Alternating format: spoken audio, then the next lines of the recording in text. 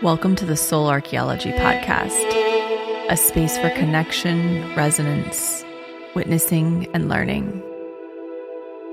Together we'll harvest medicine from the spiral of life, sharing conversations with other embodied humans who have navigated their own initiations and found alignment with their true soul essence. With weekly astrology, energy updates, embodied conversation, and channeled teachings, this is a space for you to land and find resonance with the spiral of your own soul.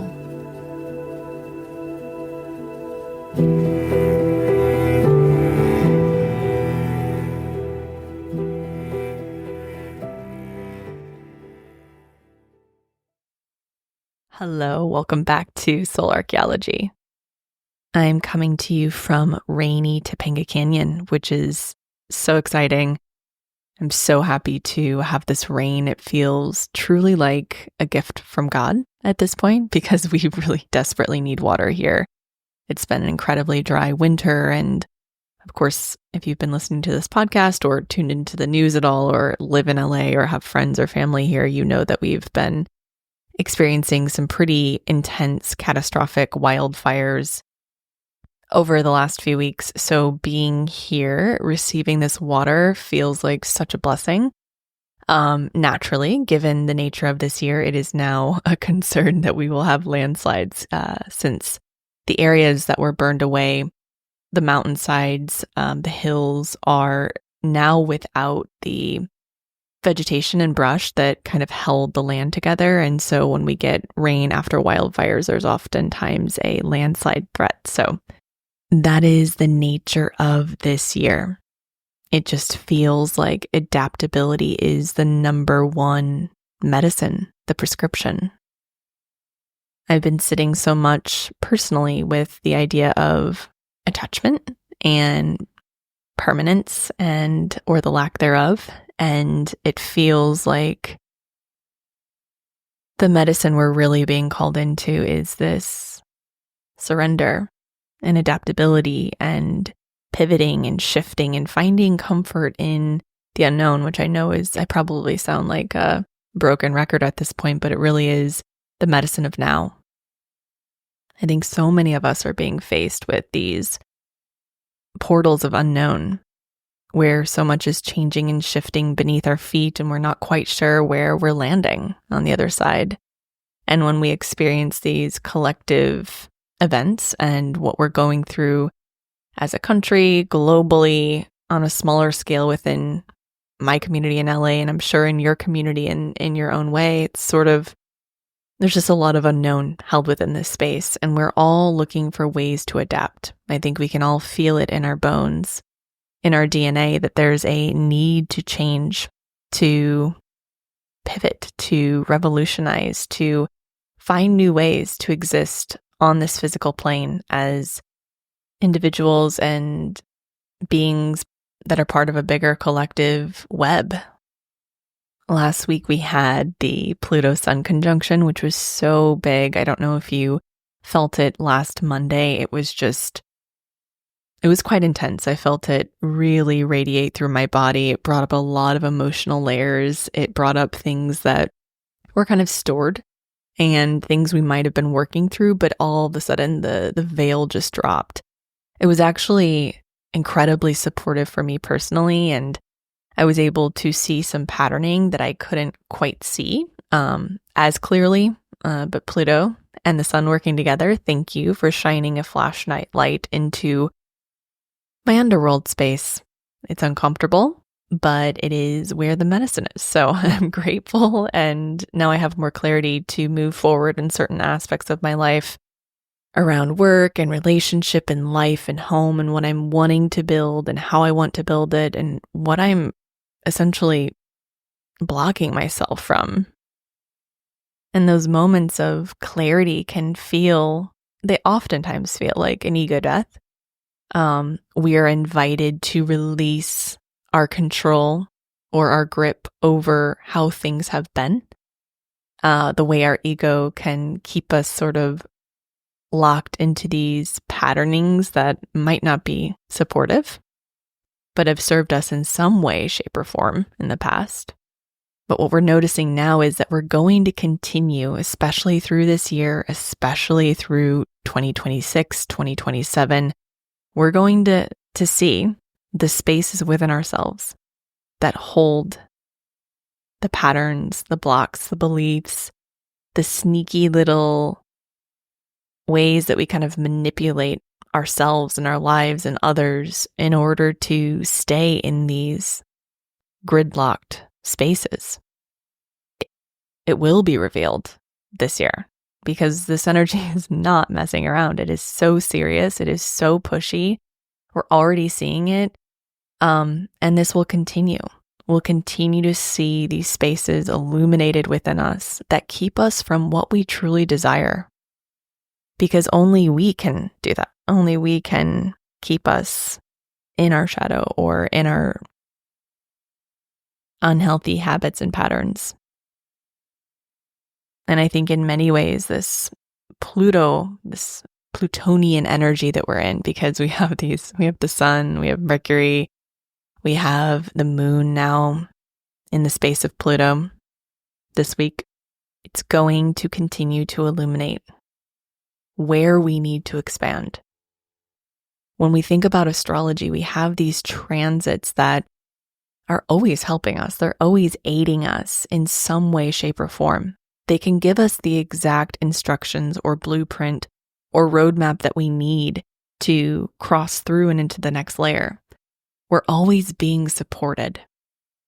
And so as these collective transits happen, we're being provided with keys within our own personal soul blueprint to unlock the spaces we need to transform and work with the energy, flow with the energy, the collective energy. And so when you look at these transits in your own personal chart, in your own personal life, you'll see that there are evolutionary themes. There are places where this energy wants to express in your life. And these areas are really important to tend to because they do hold key evolutionary themes that enable us to liberate ourselves from the past, from the patterns, from the ways in which we kind of keep ourselves small or play small. And when these get unlocked in these certain transformative portals, or when we have these specific transits, it provides an awakening or a light that shines on our consciousness. It provides an opening or a space or a gateway that we can walk through and see ourselves more clearly.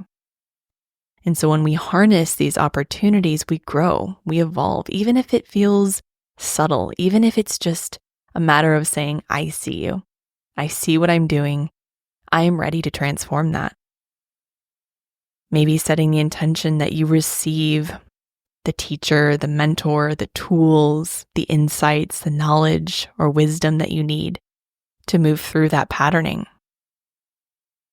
So this rather Plutonian time that we're in, we're also in a very Neptunian, Piscean time as well, and I'll talk about that a little later in the episode. But when we're in this space, it is where we experience so much of our underworld being highlighted and illuminated, which, like I said, can be incredibly uncomfortable because there are spaces that we unconsciously, sometimes even consciously, kind of store away. We don't want to see that. We don't want to share that with someone. We don't want to open that. It's confronting. It oftentimes holds pain or wounding or fear. And so when that's illuminated, it brings it up like it's happening in the present moment. When we experience these portals of awakening, it's not always fun or pretty as you see it happening, maybe on Instagram or in a movie. It's not always like that. But the work is to always lean into the transformation, surrender to the alchemy that's unfolding. Notice where your ego is trying to protect you. The ego isn't negative. It's simply doing what it's designed to do. It's designed to keep us alive. But what happens is that it can also block us from change that we need to undergo or transformation that's waiting to happen. So we have to form a healthy relationship with our ego. We have to see it as something that needs to sort of stay in check, that needs support from us to say, like, I see you. You're totally safe. Let's walk through this door together. It requires a lot of awareness and safety within your system. So as I always say, ground into this present moment. Notice what's coming up. Can you give it a little more love, reassurance, presence? It will feel like a very shadowy time. The rest of January is this week basically is going to be a pretty big week. As we move through February and then head into March, we're starting to build into that energy I was talking about in the forecast episode. It's eclipse season that begins in February. It opens in February, I should say. April and May will feel lightning fast. June and July will feel even faster. And then we head into retrograde season. So what we do now, what we acknowledge, love, befriend within us, will carry us through this time. We're getting a glimpse right now into the major themes we'll be navigating over really the next 20 years. The Sun and Pluto conjunction was the first with Pluto fully ingressing into Aquarius. We had some as it was dipping back last year, dipping into Aquarius for the first time. But now that Pluto is fully here for 20 years, essentially, it holds a little bit more confidence, a little bit more power, more stamina. With it being charged with the Sun, it's creating a new 12-month chapter. And so what unfolded last week for you will be a theme over the next year. It will also be a theme over the next 20 years. But as we navigate, as Pluto makes its very slow movement journey through Aquarius, it's going to reveal different things depending on what degree it's at and what it's aspecting in your own personal chart. This week is similar in that we have Mercury meeting with Pluto on the 29th. And right after that, we have a new moon in Aquarius, which is conjunct both Mercury and Pluto.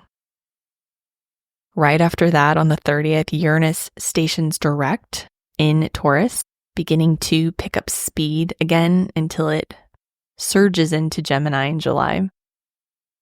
And on February 1st, we have Venus conjoining or meeting with Neptune.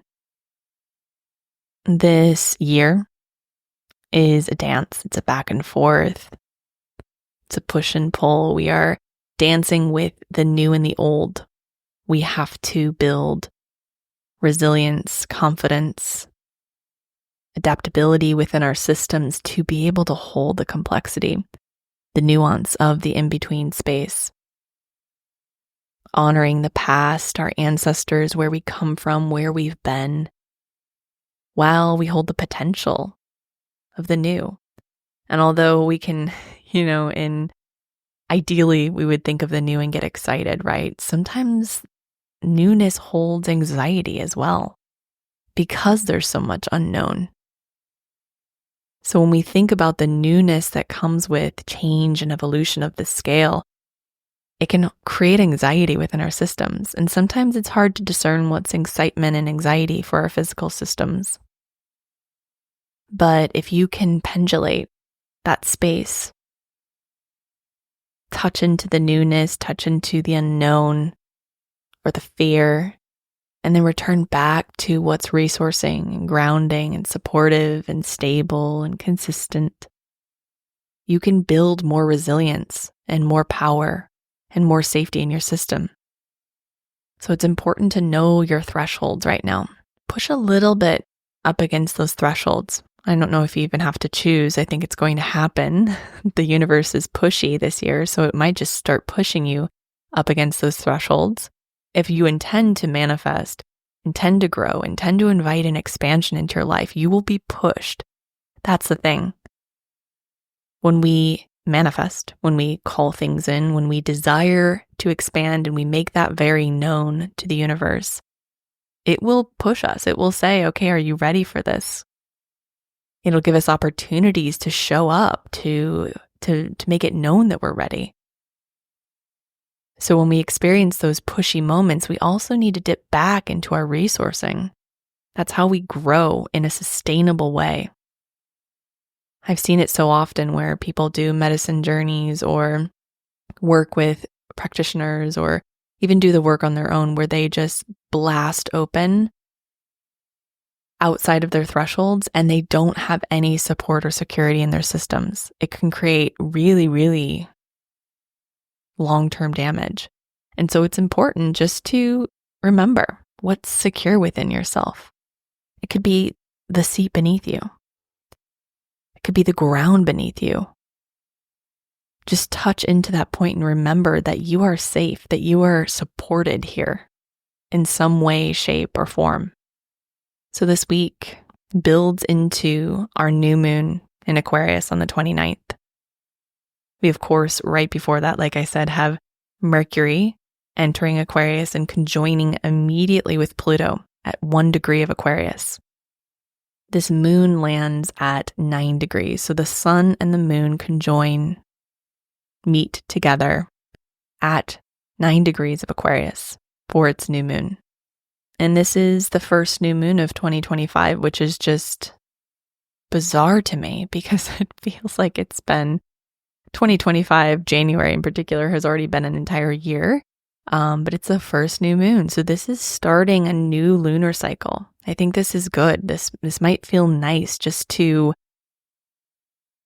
set the reset button. I mean, we have to remember that January 1st is an artificial timeline. We have to remember that January 1st was created by people who weren't necessarily aligning it with nature. And it's okay. We can still utilize it and work with it. It's totally fine. But we just have to remember that it's not an organic beginning. So in some ways, I think that this might feel more like a beginning. And then, of course, we have the astrological new year in spring, which feels very much like a new beginning. But we can kind of maybe utilize this new moon in Aquarius as that spark that you're looking for. We'll still be in Mars retrograde energy until February 23rd, but how can you work with the spark? Do you feel it somewhere? What wants to be birthed through you? It's also the beginning of the new lunar year, the year of the wood snake. And because Pluto is in Aquarius, conjunct this new moon, the first new moon of 2025, it's also, like I said, the beginning of the lunar year, the year of the snake as well. This year is going to be marked by transmutation, transformation, shedding, death, and rebirth. The archetype of the snake is actually very closely connected to Pluto. It's connected to Scorpio as well. And it can be connected to that first stage of Scorpio, the scorpion, and the snake can kind of be interchangeable. And what's wild about us starting this lunar year, the year of the snake, with this new moon in Aquarius conjunct Pluto, is that we will be working with grounding transformation. Like I said, the snake is associated with Scorpio and Pluto both with its alchemical power of transformation and shedding. It sheds its skin and it drags its belly on the ground to shed its skin. So it leans into transformation. It knows it needs to shed that skin in order to grow. And so it quite literally drags itself across the earth to let go. It's not afraid of transformation, death, rebirth. It actually views it as an imperative phase in the cycle of life. It leans into it. It embraces death. It will ask for us to remain grounded, adaptable, surrendered, befriending change, releasing loss, shedding. What are you afraid to let go of? Can you just sit with the process of letting go of that? What would it look like to lose what you're so terrified of losing? Sometimes our fear of something happening is actually what is more painful, more destructive than the event itself. This new moon in Aquarius is going to ask for us to adapt, to rework, to rethink, to look at where we're fixed in our mental space. What are we holding on to as far as ideas, beliefs, ways to communicate, ways to think and evolve? We're going to be asked to revolutionize the area of our life where this moon lands. This moon is very important because it shows us the work that we have on our table over the next 20 years. And because Pluto moves so slowly, and like I said in the last episode, it really rules outer themes, like major evolutionary themes in our lives. It can be sometimes hard to see what we need to work on, what's being revealed. So these little glimpses when we have the inner planets like the moon, I know it's not a planet, but the moon, Mercury, the sun, also not a planet, but the luminaries, plus Mercury, close to Pluto, it gives us something tangible to work with. Something we can work with right now that's a part of this greater evolutionary theme. So the house that this moon lands in for you, where Aquarius lands in general, this is where you're going to experience the biggest transformation over the next 20 years. Also where Pisces and Aries land as well, it's a big theme for the next 10 years. And before we have this new moon, we have Mercury and Pluto meeting as well at 1 degree of Aquarius. So it's going to be opening, awakening conversations, insights, opportunities to see things from a fresh perspective. Where have you felt stuck? It's an illusion. This moon might reveal to you where you have an open door or pathway, a gateway into expansion and healing. It's important to remain curious, open, vigilant during this time because Pluto's trying to show us something. This moon is trying to show us something or reveal something. What's interesting is for this next lunar cycle, which we know, of course, is the next month, we are going to have Pluto charging the moon. So every time the moon touches something, it carries the energy of Pluto with it. So this is going to be a very transformative lunar cycle. So as the moon passes over Pluto this week, it's bringing the energy of death and rebirth and transformation along with it. It will ask for us to lean into transformation, to death, knowing that that's the only pathway to rebirth is through death. And these are big and little deaths. So many people I know and love have lost all of their belongings over the last few weeks. They've had to really let go and really surrender. It can be a very small death that is just letting go of a belief or letting go of a part of your ego that's protecting you, or letting go of a food that you know is creating inflammation in your body. Think of the snake. Think of how it just knows what it needs. It knows it needs to drag its body along the earth to let go. It needs to surrender to the natural process of release. It needs to lean into the friction with the earth that pulls its old layers off. Nature always holds all the lessons we need.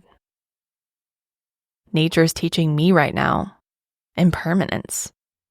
Everything I own and have, it's like, I'm lucky to have it, but do I need it? You know? Am I being called somewhere else? Is this a time where I'm meant to pivot? What am I truly gripping to? These are all questions that I've pondered over the last few weeks. With the Pluto Cazimi last week, the Sun and Pluto conjunction, and now Mercury's conjunction with Pluto, and the new moon in Aquarius conjunct Pluto. It's initiating us into a lunar cycle and a lunar year where the unknown is our home. And remembering that Aquarius is fixed air, it's really asking for us to revisit our mental systems, our mental programs, our thoughts and belief systems. Are they outdated? Are we clinging to what we thought we knew, what our ego says we need to grip to? Or are we open to our minds being changed, our belief systems being changed? We're seeing the age of Aquarius really ramp up. We're seeing Pluto's emphasis, which we know Pluto always highlights the darkness and the light. We're seeing this shadow emerge. We're also seeing at the same time the possibilities and the potentials. So what are you gripping to? Do you feel like the world is ending? Or do you feel like a new world is beginning? I feel both.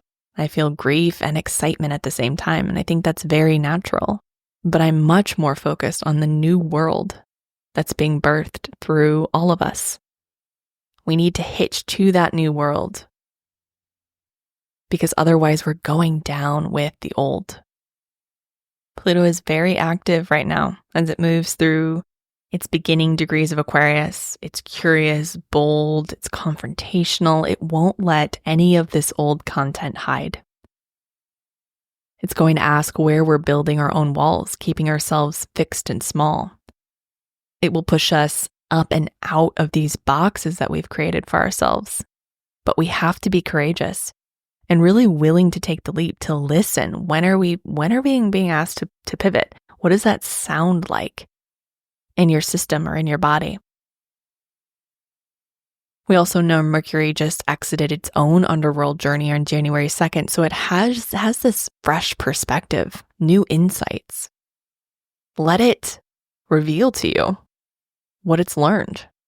I do think we'll have some pretty revolutionary ideas that emerge through this time. And this is micro and macro. Revolutionary ideas on how we can create new systems that actually support the collective and not just the elite, but also revolutionary ideas and systems that you see within your own life. For me personally, I've seen over the last few weeks, new ideas emerge around how I can work, how I can create new work for myself, how I can work with clients differently. It's a very revealing time. If I were gripping to the old, I would be afraid because I can tell a lot's changing. But I know that this is my opportunity to align with this new earth energy and not the old. This is a truly profound reset point for our collective consciousness and our individual consciousness. We'll see over this next month even more hidden truth surface collectively. This is a lot about around power dynamics within our own personal lives, but also collectively. Revolutionary ideas emerge that actually serve collective evolution, like I said. And this is the second new moon at 9 degrees. This is a 9-year. So once again, completion energy. It's telling us we're ready to release old thought patterns that have crystallized within us. This isn't just about personal insight, but it's also about how our individual ideas and revelations contribute to humanity's evolutionary story. This is such a good time to get clear on what you want, what you desire to call in, what you're ready to align with. We're being called to vision beyond our current limitations and really imagine new possibilities for our individual timeline and also our collective timeline. This is breaking free energy from mental constructs that have kept us separate and small. And it's also activating our capacity to think in quantum revolutionary ways. An invitation to move beyond the suffering, beyond the emotional overwhelm that we might feel with this Mars retrograde, all of the planets, Neptune, Saturn, Venus, and Pisces. Victim consciousness, suffering can be a major theme right now. Notice where that is playing out in your life. It can be incredibly subtle, incredibly manipulative, and it's important to think beyond that space, to tend to the part that feels hopeless and collapsed, and attune to it in ways that create more safety, security, and confidence in your system so you can move beyond it. Just after this new moon, we have Uranus stationing direct in Taurus. As we know, Uranus is getting ready to move into Gemini, which is going to be incredibly fast. Uranus is the modern ruler of Aquarius as well. And it is revolution. It's change. It's the future. This stationing really amplifies this new moon's innovative impulse. And the planet of awakening, Uranus, moves forward with a lot of information and wisdom that it's gained from its underworld journey. So it has things to share. Make sure you're listening. Uranus has been in Taurus since 2018. It's been transforming our relationship with resources and values. And now as it moves into Gemini in July, it's marking a significant evolution from revolutionizing material systems to transforming how we think and communicate. So we're not just planting seeds for new ways of thinking, we're also stabilizing the evolutionary changes that we've been making in our material reality. Think of money, safety, your somatic experience. Uranus's move into Gemini will really initiate an era of breakthroughs in communication, quantum thinking, revolutionary ideas, how we exchange money, how we move quite literally, how we travel. So this week is very connected to endings and beginnings, releasing our attachment to the old, what's dying within our own personal lives, within the collective experience, so that we can make space for this new world to birth through us. I've said this before, but we are all midwives for this new world. It comes through all of us. It's birthed through our consciousness and our ability to let go of what's no longer working in our lives, the old, outdated systems and patterns. On February 1st, we end this week with a Venus conjunction with Neptune. And this is the last conjunction they'll have in Pisces together, as Neptune prepares to move into Aries. This is all about wrapping up layers of illusion within our relationships, letting go of victim consciousness, where we feel hopeless or out of our power in relationships, where we're choosing not to be in reality within our relationships, seeing things for what they truly are. It's also going to bring up opportunities for forgiveness and healing, breaking down the barriers that separate us from love, our love for ourselves and also our love for others.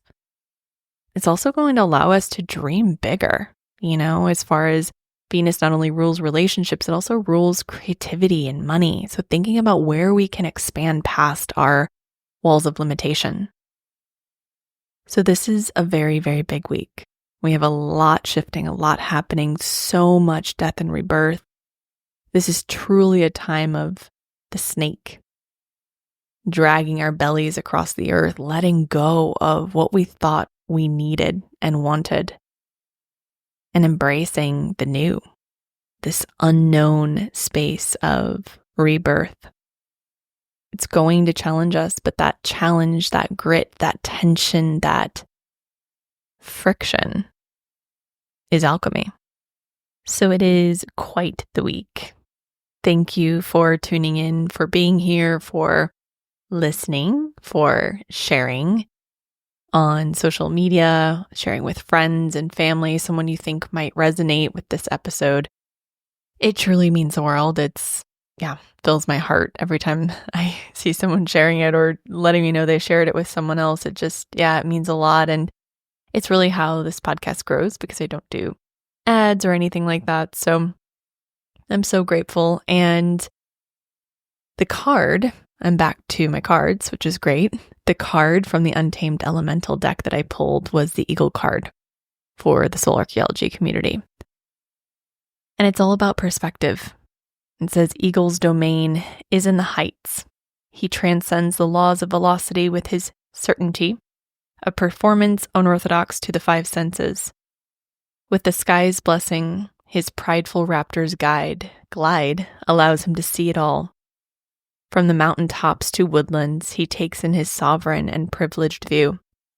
informed by instinct and gilded by inner substance. He is restricted by nothing. His flight is extravagant because he claims his divinity with the sobriety of a saint. He is unfettered by pettiness or preference. He mates, nests, and hunts with the confidence of a clairvoyant, trusting that he has found his place in the universe. Eagle asks you to hold the high watch.